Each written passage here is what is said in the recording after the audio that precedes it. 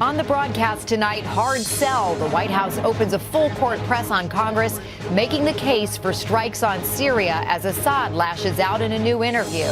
Whether or not Congress moves forward with the president's plan of attack, U.S. military preparations are well underway, and Syrian President Assad himself weighed in today. We have reports from Jim Miklashevsky at the Pentagon and Jim Maseda at the Syrian border. And let's begin at the Pentagon. Jim, what can you tell us? Natalie, even though President Obama backed off those missile strikes against Syria planned for this Labor Day weekend, the U.S. military has turned up the saber rattling. The U.S. aircraft carrier Nimitz and part of its battle group, a guided missile cruiser and 3 guided missile destroyers, slipped into the Red Sea overnight. The carrier would only serve as possible backup for any attack on Syria. But the cruiser and destroyers could fire off missiles at Syrian targets if moved into the Mediterranean. 5 U.S. guided missile destroyers and at least 1 submarine remain in the Eastern Med, each armed with up to 50 cruise missiles loaded with 1,000-pound warheads. If President Obama wins congressional approval, it appears the targets would remain the same. Command and control bunkers for key chemical weapons commands, but not the chemical weapons themselves. Strikes would instead be aimed at weapons that deliver the deadly chemicals: rockets, artillery, and planes.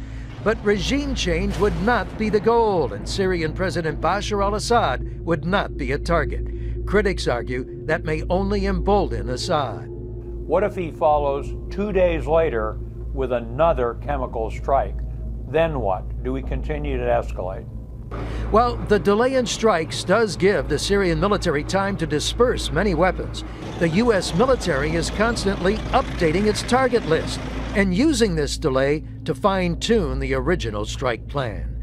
But in the end, military officials acknowledge if the strikes remain limited in duration and scope, the outcome may prove ineffective, with or without congressional approval. Jim Miklashevsky, NBC News, the Pentagon. This is Jim Maseda in Turkey near the Syrian border.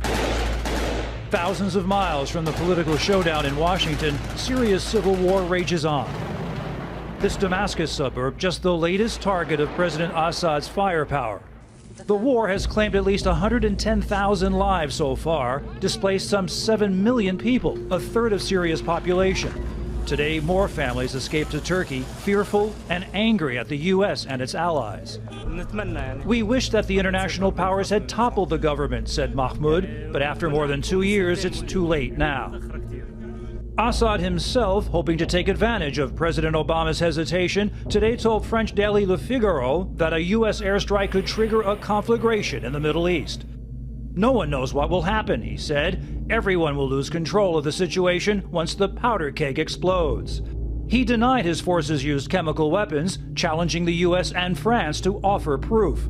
Secretary of State Kerry says there is such proof. And hair samples and blood samples have tested positive for signatures of sarin.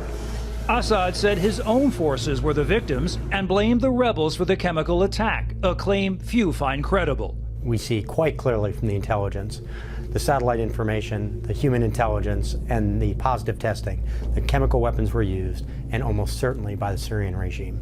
But Assad continues to have a friend in Moscow, Russian President Vladimir Putin, who's called airstrikes against Syria foolish nonsense and successfully blocked any action by the UN. Today, Putin even offered to send Russian lawmakers to the U.S. to lobby members of Congress against authorizing any military action against Syria.